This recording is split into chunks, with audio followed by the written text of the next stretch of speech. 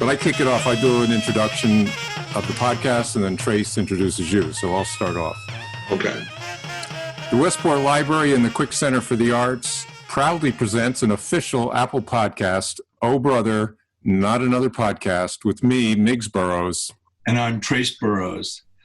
Today, we're very happy to have with us Vinnie Pastore, an actor with over 180 credits. One of his best-known roles is as Big Pussy in the HBO series The Sopranos. And he's got a podcast of his own called Forget About It, and we'll talk about that later. But before we get into all that, Miggs and me feel like we have 2 degrees from you. So you know how they have 6 degrees of Kevin Bacon? We have 2 degrees from you. And at first I'll tell you mine, and then Miggs will explain his. So I rent a house here. My landlord is Georgianne Walken and Christopher Walken, and she was the casting director on The Sopranos. And Miggs, explain yours. Okay, well, I'll hold something, even though it's a podcast, but we can talk about it. Does this look familiar? Oh, my broccoli wad? Yeah, I designed the package.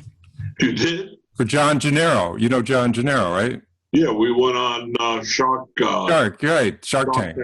That was funny. Yeah. That was cool. You designed that? Yeah. I don't know if you know Al Gebhardt. He works with John. Al Gebhardt's an industrial designer and worked out the clamshell packaging, this whole... Yeah. The architecture. I think the only place you could buy it now is in a flea market. Why? Where do you sell them? No, John gave me a few samples so I could see my work. Okay. And I took some pictures of it. Yeah. I don't even have one. Oh, really?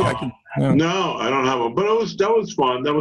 The broccoli wad. Right. Did you get funding on the Shark Tank for it? The guy who invented it? Well, she wanted to make... Well, I don't want to get in trouble here. Yeah, okay. She wanted to make the deal with John. You saw it on television. Right. And we walked out, and we had a deal. And John and I don't know what happened, but we left Culver City, and we went down to Santa Monica, actually down to Venice Beach, where I hang. Had a couple of drinks, and we start walking down the little walk. And he says, I don't want to do the deal. I said, you just said on television you want to do the deal. He says, no, I just wanted to get us on television. Well, I think again, Al Gebhardt, who was working for John, and I was sort of working for Al and John, but he had me take pictures of it racked, like, in Walmart and stuff. So I think it got out there. It was out there for a while. Yeah. Okay. Well, if you see John, just say, I think he owes me a few dollars. That's all. Yeah. Well, I got paid through Al Gebhardt.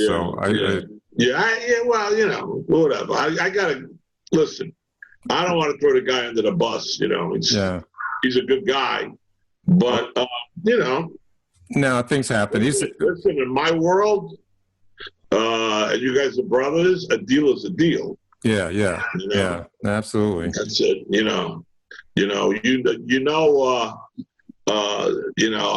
didn't play those characters in all those movies for nothing. I kind of had some kind of a roots. I got rock and roll, but the other side of rock and roll is, you can see it in Piece of My Heart. The Burt Burns story. The other side of rock and roll in the rock and roll business was the wise guys. Yeah. And and that's the way it is. And you were a club owner, or are you? I don't know if you still are. You owned a rock club, right? No. The only club I own now is if I put a play up and I'm standing behind a bar. Oh. I was a club owner. Yeah, I had this vision. I was running a disco, and I had this vision of bringing the Bleecker Street scene to New Rochelle. There were discos and shop beer joints all over New Rochelle. It was like 87 bars at the time. And I had this vision. And I bought this rundown bar from the guy who owned the bar. It was closed for like 2 years. I bought it for $500. Yeah. And I called my partners and I said, we just bought a bar. And they said, what? And they came over. And when we opened up the door, something had died in that bar. And we had to go and now, I bought the bar, but we had to clean it out. Oh. So we went up towards Woodstock and we bought lumber. And we brought the lumber down and we started making it, a country bar, and we called it Crazy Horse. And we had live music from day one. I had Sean Carlin play in my club for $200. I gave her $200. She had Lincoln backing her up. She had Neil Young's drummer. Buddy Miller used to play in my club. David Ruffin stopped in. Daryl used to come in a lot with Tommy Mottola. Steven Tyler would stop in. It was a hip joint, man. Yeah. And then I got out of that, and then I became, the actor. But I'm friends to this day with the musicians that came out of the room, and I know you guys know Harvey Brooks, right? Yeah, we interviewed him. Yeah. Yeah. Yeah, and he used to live here in Westport. Yeah, he's a good friend. Harvey's a sweetheart. Yeah. I was in awe when I met Harvey because, I knew him from Super Session in those days, I knew his track record with Dylan and the Doors. And when I met Harvey, I met him through Stu Cutler. I met him down in the Village. I said, can you come up and play in my club? And he said, but we don't sing. I said, I don't care. He said, we do all the originals. As long as you do Harvey's tune for me, I don't care. And we started having a hip night. I was booking Harvey on a Thursday. Oh.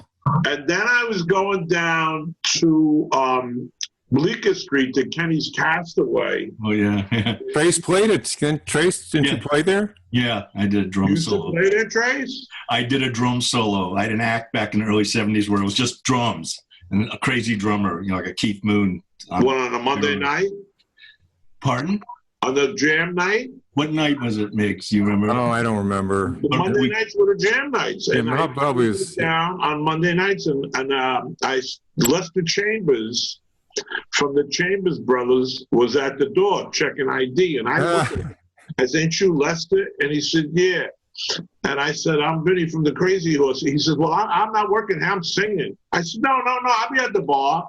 A little embarrassed. He was working the door. And he went up and sang, and he came back, and we had something in common. It was called tequila. And we said, the next thing I know, I hooked him up with Harvey Brooks, and we had a band called the Lester Chambers Harvey Brooks Band. Oh. And it's in Harvey's book. Yeah. No, I read Harvey's book. About that, I don't know. Barron, my friend Barron, sax player, he's got a picture in there also with Stu Cutler. He told me it's in the book. I read this passage, but I got to get the book, Harvey's book, and he's a sweetheart. Yeah. You had a banner. Do you still have one? Didn't you play up at Brother Vic's once? Yeah, I play up there quite a few times. Yeah, I remember seeing that. Yeah, we up there quite a few times. Oh, yeah, I love it up there. Well, Al brings us up there. Al Orlo brings us up there. Uh-huh. Al is up there. He's over at Golden Ponds. Eddie lives up there. Jay Prince is up there. But I think the furthest I've been with the band in your direction is maybe that's about it. I've been over to Buffalo. I played Pittsburgh, and we did Broadway about a month and a half ago. We did we did a show. We streamed the show with my band, and we did it as a fundraiser for Nick Cadero. So, and I'm doing the Wonder Bar next week with Debbie DeLisa down there. We do every Veterans Day, and we've been going back and forth. So what are we going to do? We do Veterans Day. down there, me and Eddie Testa. And she said, we could put together a social distance concert. And she pulled it off. And we could only allow 58 people in there. And they're going to sit at a table. It's like Footloose. They're not allowed to dance. They can smoke pot out down in New Jersey, but they can't dance. So I said, okay. I said, how are we going to pull that off? I got to tone down my music. And I'm not going to tone down the music. You play rock and roll, you play rock and roll. If they get in trouble for dancing, that's not my problem. Yeah. So, you know. So getting back to your acting career, yeah, I guess I saw the real weird thing was before I contacted, the day before, Facebook sending me little video clips of The Sopranos, and it was the scene where you get whacked. So the next day on Facebook, or that same day, I see your story about your podcast, a Facebook story, and then I contacted you. So it was a really weird thing there. But I was curious about, I never saw the Sopranos episode where they talked about how you got that nickname, Big Pussy. What's the explanation behind that? Is there one? Yeah, actually, Michael Perioli's character, Christopher, they were doing some robberies with Lilo's character and the other kid's character. And Christopher starts telling, I think one of the kids was sick, and he starts telling about Big Pussy was a cat burglar.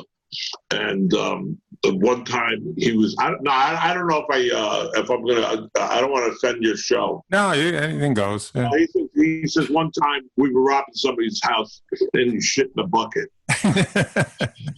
And they said, oh, that's why they call him Big Pussy. And he said, yeah, he's a cat thief. That's what he was. I mean, but you know what happened?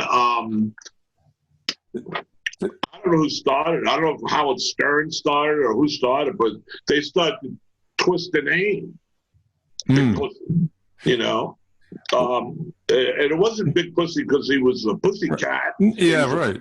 You know, that was his nickname. And there was really a big pussy in New Jersey, but he was real tall, and he used to hang around with Frankie Valli. That's a true story. Oh, wow. Well, I have to say, I saw all The Sopranos from beginning to end, but I went and revisited that scene. It is so chilling to this day where you're on the boat. And I'm just curious, it's sort of, actor stuff, but I'm not an actor, but I'm curious about. So did you know immediately that you were going to get whacked, or did it sort of sink in slowly? Because at some point, and it's so chilling when you say not in the face, not in the face, that's when you realize you're done. But did you come into that scene knowing you're going to get whacked, or was it a slow? Well, David shot the scenes to help us all in chronological order, which really kind of messed up production. In fact, there was the normal 12-day shoot became like a 15-day shoot. And David wanted to make sure I shot the scene of me walking down the gangplank. We shot that in Monmouth Park in Jersey before we went into the studios in Silver Cup.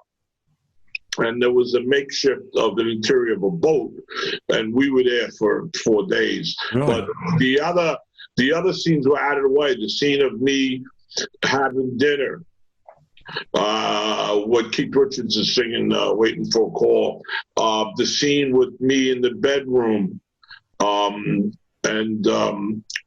Johnny V calls me, Artie Bucco calls me, wants to know who got sick. And then the scene with the guys coming upstairs, and I was worried looking for the wire, and then they shot Tony Soprano, he finds the wire. All that was done. And then David saved all that other stuff in the studio. And it was really, really an emotional trip for little Steven. He was upset. Tony Sirico, who I love very much, was upset. And Jimmy, I was saying to David, what are you got to get rid of this guy for? I'd read. As a business, we're about to make a lot of money, and you get rid of Vinnie, and that's what was going on. We knew that show was going to take off, and I love the guys and I miss the guys. But actually, I remember walking down Washington Boulevard. I had just done a movie with Talia Shire. Actually, we were still working on. I was living in Venice Beach, and we were shooting in Westwood, and it was called Pizza with Bullets, with me and Ronnie and Bobby and all these guys. And TMZ came up and he said, "Did you see the episode last night, Big Pussy? What'd you think of the ending?" I said, "What ending?" I was so out of touch watching the show. And then I started, to get caught up. But while I was on the show, it's like, and I was living down the corner here, you can't call me up after 9 o'clock. I don't want to talk to nobody until 10 o'clock. I'm there, And my sister was a pain in the ass. She would call me up and say, "What's going to happen next?" I said, "Wait, Sally, can I watch the show?" She said, "Well, you know what's going to happen next. What's going to happen next?" And God. And then the night they aired the episode that we're talking about, the finale, HBO chased nobody. Georgianne, nobody told the press what the ending was. It wasn't even a TV guide. So I'm down the corner. I'm in a loft, and I got somebody from the Daily News and the New York Post hanging at my house with my dear friend Stormy and my next door neighbor. And I knew what was going to happen, but they didn't. Yeah. And then the next day, I made a full-page article. It was amazing. You can't ask for that. Yeah. So as much as I was upset I wasn't on the show anymore, I did go out with a bang. Absolutely. And I've read that it was the cast was more upset by that department. And there's been a lot of killings, assassinations, cast members coming and going, but they were really shaken by by the way they took you out. Because, we started off together. It was like we went to boot camp together with the pilot. And then you wait for your orders. Oh, you guys are going to shoot 10 more episodes. And then between that season and season 2, I get a phone call. And David said, "Everybody wants to know what happened to Pussy all over the internet, And I said, "Yeah." He says, "Well, Pussy's the real rat because they killed Joe Bonalucco in the elevator. They blamed him. They said he was the rat. But that was a cover-up, I guess. I don't know. I don't know because Big Pussy was the rat." So the whole thing is when he talked to me, he told me the journey I was going to go on, and he said, "We don't know what episode it's going to happen in." So we're over in Italy. They were doing the Italian episode with a friend, Federico, over there. All right. And we're over in Italy, and I was just flown over there. Timmy Curtin said, "Come over with us. We're going to try to do something over there." And they did. They had me walking around. It's like, and Tony thinks he sees me and said, "What's he doing?" I thought he was back in the States. But the reality is, was that Timmy wanted me to go over there. And he thought that was getting cut short of the deal, Mm-hmm. They all knew that show was going to take off. They knew that. But, I had a good journey. Yeah. So isn't there talk, or they're going to do a reboot? It's going to be a prequel or something to The Sopranos? That whole business? That's made already. It's called The Saints of Newark. Oh, really? That's in the can already. And Jimmy's son, Michael Gandolfini, plays Tony Soprano as a kid. Is there a little pussy in there? a tiny pussy. And he's not a bad kid. David Chase gave him my cell number. This is true. Really? And he called me up. It was on a Tuesday. And he said, "Vinny, this is Samuel. He's from Texas. He's half Samoan and half cowboy. I don't know why they got him to play me. Because when I was young, I was 150 pounds. I wasn't, But anyway, it's all good. Then I get this heavyset kid. And I said, David, he said, "David wants me to hang around with you." I said, "Okay, come to my acting class tonight." Where? HB Studios. Now, he didn't know that when he walked in, little Stephen was going to be sitting there with Maureen. Because that's what we do. Yeah. We met the three of us that night, and he sat there, and he was pretty cool. He's pretty cool, and but I don't know. I don't even know the scenario. I know Ray Liotta's in it. Who else is in it? So it's No. it's kind of like the the Little Rascals or something before you grow up. It's the Little Rascals. Little Rascals. You're right. You're right. So yeah. Well, I don't know. I don't know if David could have went forward without Jimmy. You know, how can you go forward without Jimmy? Yeah. Unless they justify that he really got killed in the diner, and they go forward, and they would go forward with, little Steven Sirico, because everybody else is dead. Yeah. I said I got to come back because I wasn't really dead; it was a dream. Yeah. That's the out. Well, I threw that in a couple of guys' faces, but. What are you Speaking of Little Steven, because I listened to, we should plug your podcast. It's Forget About It. You should spell it, because I think just when you say forget about it, most people aren't going to know what to look for. So, you want me to spell? Yeah, can you? I'll spell it. FUGGEDDABOUDIT. It's Forget About It. It's one. Yeah, it's one word, and actually. Christian, who's our producer, put out an ad out, and it was broken up. And I said, "That's not how you write it." She says, "Well, that's the way people should say it." I says, "Okay, well, see, she's from Long Island, and I'm from the Bronx." Yeah. And you do it with Goomba Johnny, but so this is kind of a spelling question. So I know Goomba is it's a friend, right? In Italian, you're my buddy, but online it's spelled. G-U-M-B-A. Johnny Goomba Johnny is G-O-U-M-B-A. Is there variations on? Can you be a different Goomba, or is that a different meaning? I think it's the person who spelled it. Like sometimes people spell V-I-N-N-Y. Oh yeah. Which is the real nickname for Vincent.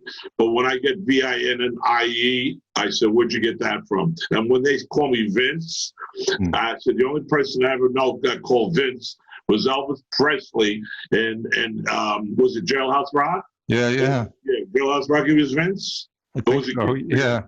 One of them. He was Vince. Or Vince Scully. Vince McMahon. Vince McMahon. Yeah. But speaking of, so you Little Steven and Maureen, they talked about this play that you were in, virtual, like a Zoom play. Yeah. Look, I'm going to stand up on the good plug. Yeah. Renegade.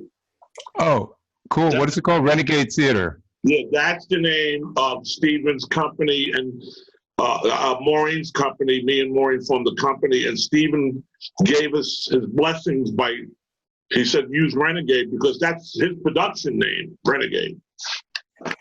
So this is Renegade Theater, which is an extension. So we got Steven involved with doing some acting with us. We did a fundraiser. Maureen and I, for this guy Jack, who died. He was with the company, and I got Steven on stage, and he started to get the bug again. Mm-hmm. So the next thing I know, he's directing me. I don't love him, but Will you teach acting? Were you his acting teacher too, or did? Am I Steven's acting teacher? Yeah. No. Steven told me, Maureen told me that Steven taught Val Kilmer the role, how to act Jim Morrison in The Doors. Oh, really? And I just did a movie with Val. Yeah. And Val said, "Yeah, I love Steven." Oh. So he was his acting coach. Oh, that's interesting. I never knew that. No. I didn't know. There's a lot of things about Steven that I never knew until you start talking to him. Like, in my podcast, I said to him, "So tell me about the history of Stone Pony. How did that all happen?" Oh, that was great. Yeah, the Asbury, why Asbury Park. Hiring bands with original music. And I said, "Well, I was." He said, "Well, you owned your own club." He said, "But these club owners didn't do it." So they went in and they started working for the door. Then he told that story, Yeah, and the crowds kept growing and growing and growing, and then there was the Jukes and Bruce and everybody started piling in. Yeah, they were coming out of that. But when I had my club, the Crazy Horse, I would go down and I brought Lester and Harvey down there. They didn't do the Pony; they did Mrs. J's next door. And I was down there with the Bangs one night, one of my bands, and Bruce showed up when he was doing dancing in the park, and there's just a lot of stories at Asbury Park that like that's why I can't wait to go back to play with my band on Veterans Day there, because it's the home of rock and roll to me. Yeah. It ain't Cleveland. Yeah, a lot of people. Yeah. So outside of The Sopranos, what's your favorite role that you've played in all those? There's so many. I talk about it. Angelo Ruggiero in the version I did of Gotti with Amon Asante.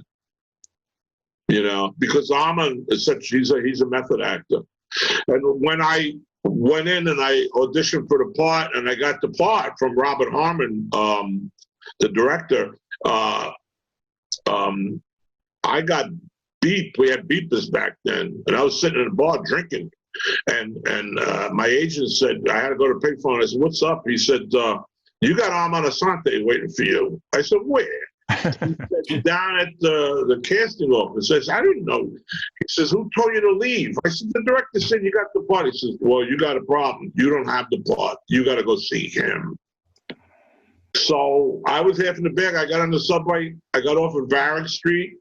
I went up, and he was sitting at the end of the table, like Gotti.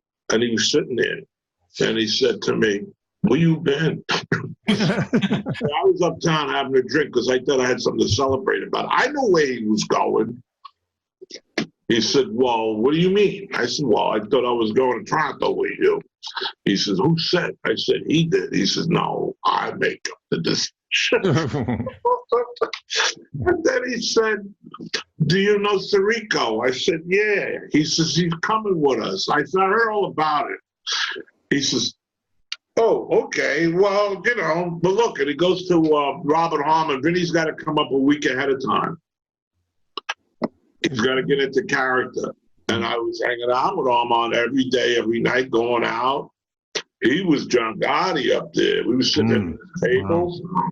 And I was learning his process. And by the time we were ready to shoot, so much of it became improvisation. And, and when you work with Quinn, and you're Anthony Quinn, and you improvise with Quinn, it's like, okay, do I belong here? And, 2 years ago, I did Bullets Over Broadway at the Algonquin Playhouse up in Maine, Algonquin, Maine, with Sally Struthers. And they put me in this dressing room, and I'm looking up. It was this, I guess they had plays back there since the 30s. And I'm looking at Anthony Quinn picture. And this when he did Streetcar.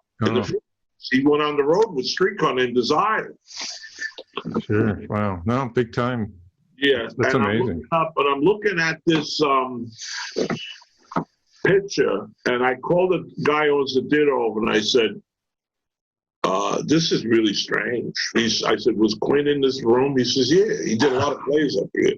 So that's the world I live in. Yeah. That's what I enjoy, Well, that's got to be gratifying.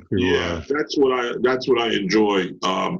When all these things happen, like me and Maureen are working on, with the acting group, Streetcar Named Desire, to keep ourselves busy during this pandemic, and we've been doing it on Zoom. And I tell the actors, Elia Kazan came from New Rochelle. He lived up the street from my father. I mean, I don't know if this means anything to them. When I did On the Waterfront in the matinee, my father Johnny was sitting in the 4th row, and at the evening show, Elia was sitting in the same seat. And I don't know if this is going over their heads. And then I go, when I was doing Godfather 3 and I was putting Elia Wallach in the car, Coppola came over and Elia says to Francis, "We got to hurry up. We got to get to Ilia's party." And I said, Kazan? He says, yeah, but you can't come. Oh, geez. So I got my own stories. Oh my, that's amazing. Yeah. Well, we should plug. Let's let people know where they can find your podcasts. Are on Apple Podcasts like ours. It's on Google Podcasts, Spotify, Stitcher. Facebook is at Forget About It Pod. Instagram is Forget About It at Forget About It Pod. You've had Little Steven and Maureen, Tony Darrow, Chaz Palminteri, Colin Quinn was hilarious. That was great. He said you had an attitude. Did you seem to take offense at that? Because you said you weren't. No, because he owes me money. Oh. Right. I mean, I'm on this show. I really appreciate it. But, you really not letting me plug anything. I got a couple of things I plug, but I want to plug it because I'm not coming on your show to be a salesman. But if you watch the show with Colin, he shoved the book down our throat. Yeah. You know? And I had to get up 8:30 in the morning for that kid. Oh, really? Because he didn't want to tape in the afternoon at night. He wanted to do it first thing in the morning. And when it comes on like at 10 o'clock in the morning, I had to go to Manhattan at 10 o'clock in the morning. I said, why I got to go up so early for you? He said, well, I got to do Jimmy Fallon tonight. Oh, I said, too bad. It's 11 o'clock at night. Yeah. He said, no, we tape at 5. It takes long naps. Gee, that's the... I want to show you one more. I don't expect you to remember that, but I promised a friend of mine I'd show this to you. This was taken in Fox. Yeah. This was taken in Fox. My friend is named Nick Visconti. Well, the reflections are bad. And this is Nick, the bald-headed guy, and he's with you, the whole cast here. At Foxwood, you were up there to see a fight, a lightweight fight, he told me, but I don't remember. I don't know what year it was. It must have been, That looks like a night we were making money. Yeah, you look pretty. Like a meet and greet. Yeah, you look pretty happy there. Yeah. Yeah, because it's Jimmy, Federico, Michael, me, and Tony. I don't think we went up there for a fight. I think we did a meet and greet, and that's how we sit during the meet and greets. Boy, those days, I miss those days, man. Me and Michael and Sarippa went to Australia, and we did a meet and greet for 7 cities. Wow. And then we came back and were booked for 15 cities in Great Britain, and we were supposed to be out there last May. And of course, and there ain't nobody going nowhere. But Roger, our promoter, sent us the dates, and he says, "You're going to go in June, hopefully," because we sold out. We sold out 15 shows, and they don't want to give the money back, and I could use the money. Oh, yeah. Right. Well, now are you still making tomato sauce? Isn't that your latest venture? Or did that? Well, yeah, it's like these things that you need. I call them commodities. Yeah, but is this a family recipe? Is it my family's recipe? No, it's Anthony's family's recipe. Anthony's a good kid. He's got a little deli out in Long Island. He came up with this idea, and it's starting to, it's starting to grow. It takes time, from one store now. I mean, I grew up in the West New Rochelle, and there's a deli on the corner that's probably been there for like 100 years, and they're selling my sauce. So, that's nice. Yeah. They sell it down the corner. At Dominic's. That's nice. So since you gave the guy a plug, I should ask him to mail you a couple of jars. Oh, I'd love it. And I'll send you a wad. Don't send him a wad. Send me the wad. Yeah, no, I'll send you the wad. Right. Well, you know what? All I got to do is sign that for you. Yeah. For like $300. Oh, yeah. eBay. Yeah, absolutely. eBay, Nice. or you put it on a table for a charity. Oh, I would do that. Yeah, that would be great. Oh, I'd love that. No, so when I come up there, I'll sign it for you. Unless you want to mail it to me. Let me tell you something before we go.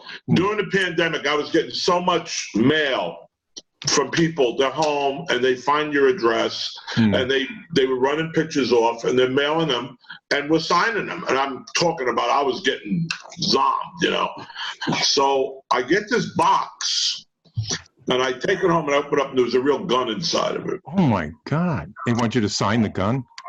He wanted me to sign the gun. So I said, whoa. So I call up my security guy, Joey, who's on the street. He comes over. He said, Vinny, it's a real gun. I said, why am I getting a real gun in the mail? How could the post office let a real gun go through? They lock up people for marijuana, and they're sending a gun to my P.O. box. So I called up the police. And they came over and they looked at it and they said, it's a prop gun. I said, well, how am I supposed to know that? Yeah. Yeah, people, you know, Bruce Lee was killed with a prop gun. I mean, Yes. I said, look at it. There's a hole there. I've seen prop guns. He says, well, there's no bullets in it. I said, listen, get it out of here. Take it. So the guy emails me and he said, no, the guy, he doesn't have my email address. He sends me another note. Whatever happened to my gun? So I mail him back and I said, if you want your gun, it's at the 4-5 precinct. Nice. Yeah. Wow, have you ever thought, I've considered, because, you know, actually you have a similar look to Harvey Brooks, and Harvey Brooks is always called a teddy bear, you know, he just has that kind of huggable, but you've got, you know, as mean as you know, if you give that look, I mean, you can be intimidating, but, you know, you sort of have a teddy bear aspect too. Have you ever wanted to do like De Niro's done and later kind of played, you know, just a lovable grandpa or a lovable guy in a family comedy? Have you ever done those or wanted to? Well, that's one of the advantages of having the theater company. You know, I wrote a play. It was about my father, and I worked on it. I worked on the role myself. It wasn't a wise guy. It was, you know, an older man. We did a play called Airpost Reunion, where I played a bartender. Louis LaRusso wrote it. I did Danny Aiello's role. And Steven directed us in Lovers and Other Strangers. And I did the scene that Richard Castellano had done in Lovers. It's, hey, what's the story, Richie? What's the story? Keep slamming the thing. That thing, when I did that, and Steven was tough on me because I'm trying to act, looking at the camera here, talking to you. Oh, yeah. Where's the lines? The lines are down here. And he said, line your lines. So listen to this. So we tape, right? And he said, that was great. That was great. Let's do it again. And I said, uh-oh, because I had a guy in back of my computer with the cue card. He dropped them. Oh my So wait a second, Stephen. You got to give me 10 minutes. 10 minutes. Oh, wow, I shouldn't do it again. I said, Stephen, I don't know if you know it, but I've been using cue cards. He says, okay, that's it. We'll use what we got. I wasn't going to tell him. Yeah. That's funny. But you are an acting teacher, right? I mean, did I get that right? Don't you teach? I'm an acting teacher. You have a class? To use cue cards. You're supposed to book. When you teach acting to young, I imagine the younger, whatever, anybody. I mean, what's the general approach? Is it you said, are you with the Herbert Bergdorf Studios? Yeah, I'm down there. Yeah. What's the general approach? Yeah, I mean, yeah, what is that, you know, I mean, I went to Carnegie in the drama department, and I didn't come out as an actor, but the acting class I took, and it could have been the whole class, he just said it's behaving authentically in a make-believe situation. That was sort of the gist of his whole class. So what is this Bergdorf? When I set up, Miggs, is I set up a workshop. So let's say you and Trace come in the first Monday, and Maureen's with me all the time. And I said, okay, Trace, give me a monologue. And you give me a monologue. And then I said, Miggs, give me a monologue. I said, oh, you guys are good together. Okay, go home, come back next week with a scene. Read it. And then I say, email me, call me, and I'll help you find the scene. And then you come back the second week and you sit at the table and you read. And by the fourth week, you have to be 100% off book because I bring in people like Little Steven to see the show. Oh. And that's what I do. Oh, okay. So it's real work. You make them work. Yeah, it's a workshop. Yeah, right. I consider myself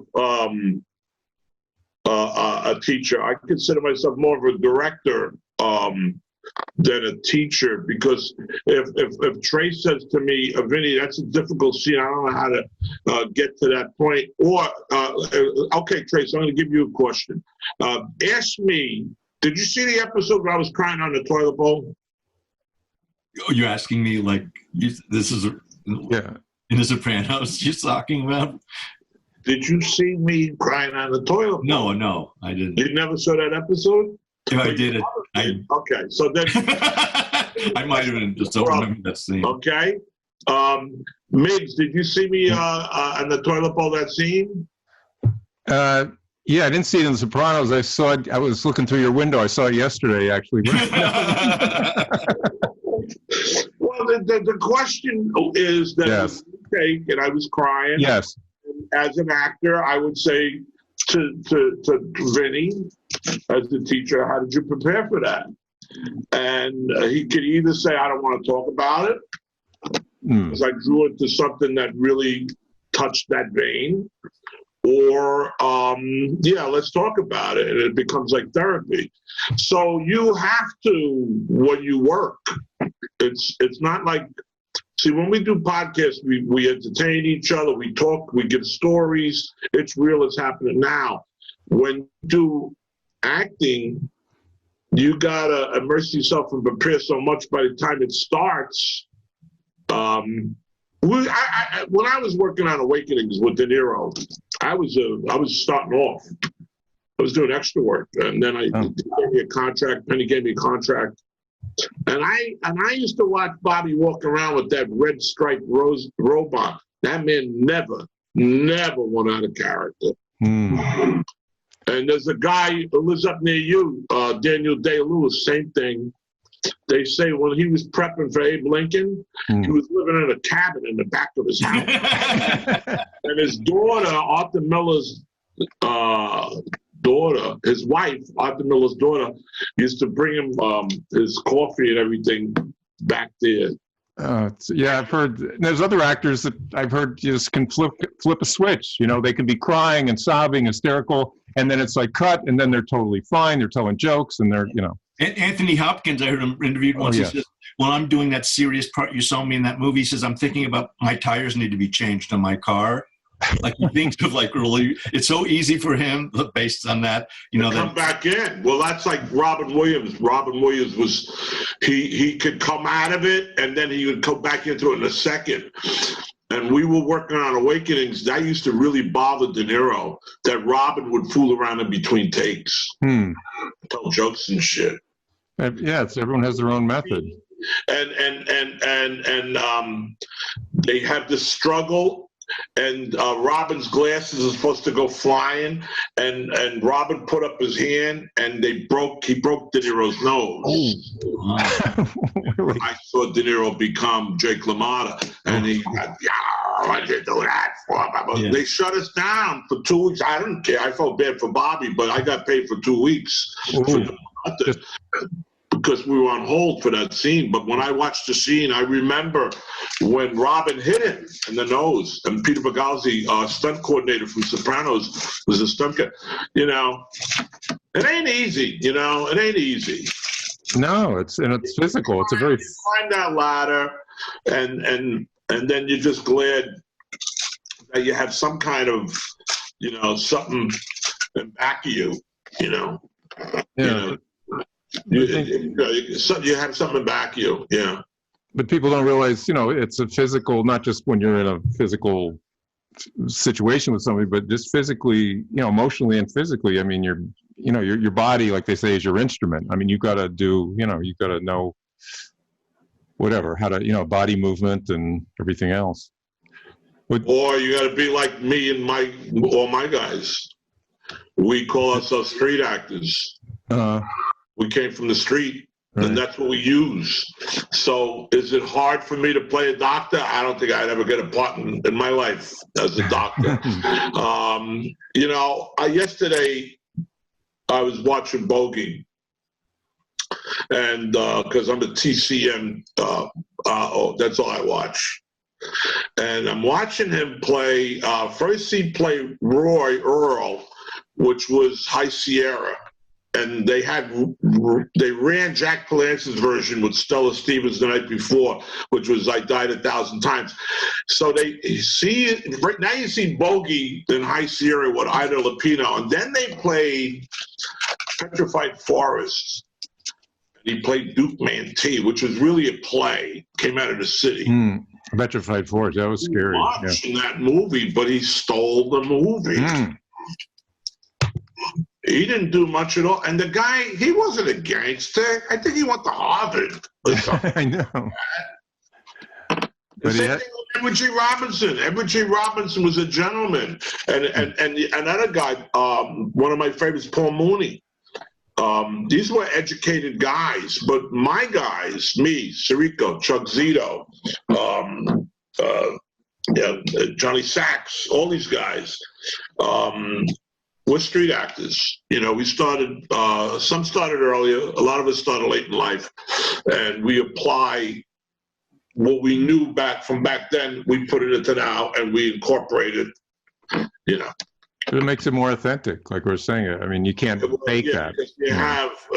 You have some kind of a knowledge. But you wonder, you were saying before, I could see you playing like in a sitcom, an old man, everything like that. I mean, there's nothing out there right now, man. Yeah. There's nothing. I got a text from my manager. You may have an offer to work with George Clooney. Yeah, when? When he gets divorced. When? I mean, you can't go nowhere. No, it's. Well, where can people, before we wrap up, where can people see the Renegade Theater? Is it online, or do you have to tune in? Okay. Yeah. Just go to YouTube, look up Renegade. Oh, okay. We did something for Halloween the other day. Maureen just put up scenes from a play called Closure.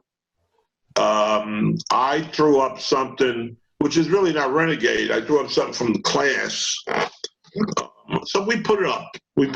And you know, and the reason why we put it up is because it's good for the actors. They could use this stuff for their reels. You don't know who's going to see it, you know, and it's been keeping us busy and alive. Right. Trace, do you have any parting? No, just thanks a lot for coming on the show. There's a lot of great stories there. Yeah, it's fantastic. So I don't know if you and Trace have been communicating. If you really, one more story I have to. Yeah, please. So Harvey used to be in a group called the Fabulous Rhinestones. Oh yeah. With Cal David. See, I know my stuff. Yeah. And they had a song called "What a Wonderful Thing We Have." It was great. And that used to be me and my ex-wife's song when we'd go to Woodstock. Right? Oh, yeah. So I found it on the internet the other day. And I put it on Facebook. And I don't know. I said, for Nancy. Huh. And so she tweeted me back. And she says, where'd you find this song? Music keeps us, you know, together, man. Connected, yeah. And that's the Rhinestones, and it's all cool, you know. Yeah. Right, guys? Absolutely. Right. Oh, yeah. And Miggs, anybody ever tell you look like Bruce Dern? No, but thank you. I love Bruce Dern of the movies. Silent Running was, I think, the first. Was it Silent Running? Was the first movie he made where he's in outer space? So, yeah, he's great. Thank you. Well, did you ever see him in with Nick Nolte? Was it Nick Nolte? No, with John Voight, Coming Home. Oh yeah. Oh yeah, he's a great actor. He's wonderful actor. Jeez. Okay, Trace and Miggs, maybe we could do a Zoom online acting lesson. I don't know. I love anything you want to do, and since you've been communicating with Trace, you know, I will send you to this to get autographed, and I will promise to offer it to a charity as a fundraiser. Yeah. Let me sign it and send it back to you with some pictures. That'd be great. Yeah, that's all. They would love that. Okay. All right. Okay. So you guys are brothers and you don't fight, huh? No. Well, we're too far apart. Why? Where are you, Trace? No, I live up in Reading, and Connecticut, and Miggs is in Westport. Yeah, we're 25 minutes away. It's not that far. Miggs is close to me. You're in Westport, and you're up there. My brother lives in Southbury. Southbury, yeah, north of me. Yeah, that's north of you. He just got out of here. He went to Danbury, New Fairfield. Now he's up there. I love Connecticut, but it's hard for me to get to work from Connecticut. When I went to rent this small house, Georgianne Watkins tried to sell me on it, said, Robert De Niro slept here. And it must have been before he started out, like his first part, because it's this very small, modest. No, it probably stayed there when he was doing Jackknife. Oh, it could have been, yeah, right. It could have been his little. Because they shot it up there. Oh, okay. No, that's right. Yeah. What, you slept in De Niro's bed? No, I brought my own bed when I got divorced, and I had. She's a wonderful woman. I just, I looked at about 10. It was a long story, but I had to move out of my house, and I looked at about 10 places, and I had to make a decision right away. And I just felt at home at this house, and the realtor says, "I can't tell you." I said, "Who's the landlord?" "I can't tell you." I said, "What do you mean you can't tell me?" And she says, "Well, it's a celebrity." She said, "I can't tell you who the celebrity is." And then the day that I went to sign the lease, Georgianne came, and that was the So we're all connected. celebrity. Yeah. That's nice. It's amazing how. Well, if you want some, I don't know if I'm 100% right or correct on this, but I heard that she met Chris when he was doing Deer Hunter. When he was doing what? Deer Hunter. Oh, I just read that it was like on Broadway or something, because he was a dancer early on. Yeah. Oh, so it was before Deer Hunter? Probably. Yeah, it was before Deer Hunter. They did some, I don't know what play it was, I forget. But I forget, she was a dancer too, or she had some position in the theater at that time. Yeah. And her and Sheila Jaffe, Sheila's a sweetheart. She's got a foundation with Mark Wahlberg and Run DMC. It's called Camp Felix for adopted kids. Oh, that's nice. And we do that. And Sheila is a doll. And Sheila, after Sopranos, for me, she gave me a lot of work.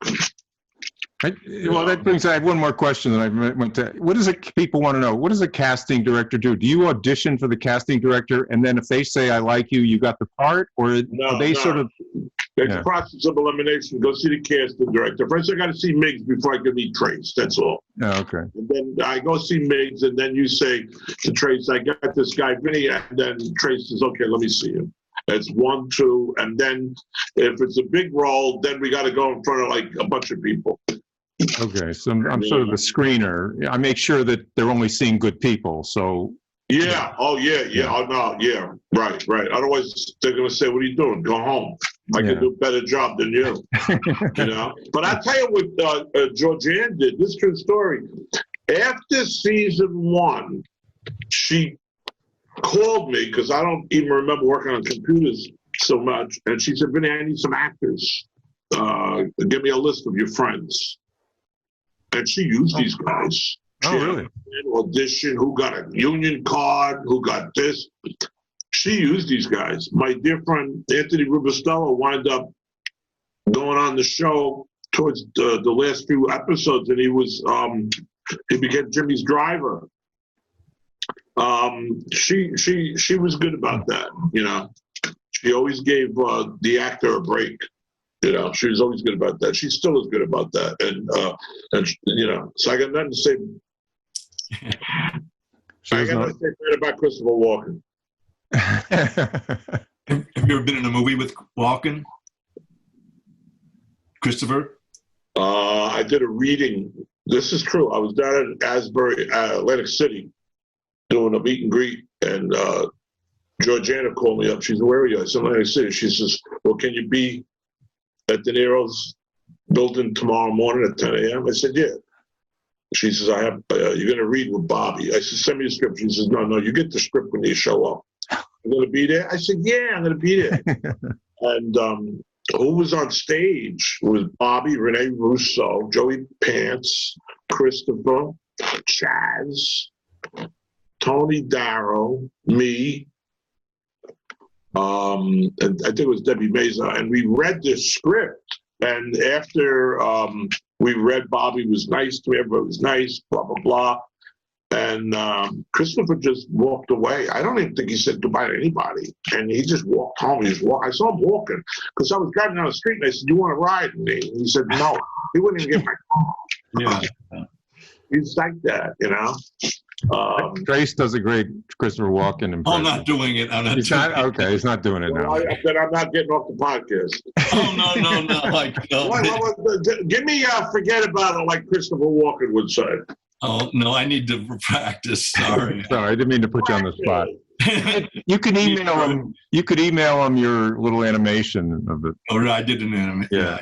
What kind of animation? Well, I did animations for Howard Stern and Margaret Cho, and I had an HBO series developed there for a while. Anyhow, so I did that, and Miggs and I had a variety show in Westport produced by the library, and so I did these sort of jib jab. I don't know if you're familiar with them, with just the jaw moves up and down, and celebrities, and I did the voices. You know. Yeah, he'll send it to you. It's really excellent. And I didn't even know it was him because I knew he was doing these animations. And then Christopher Walken, I said, who did you get for that? He said, that was me. It's spot on. Anyway, well, you'll hear it. Yeah. Okay, guys. Well, thanks so much. This was great. Thanks a lot. Yeah. Thanks a lot, guys. Be good. Thank you. Great pleasure.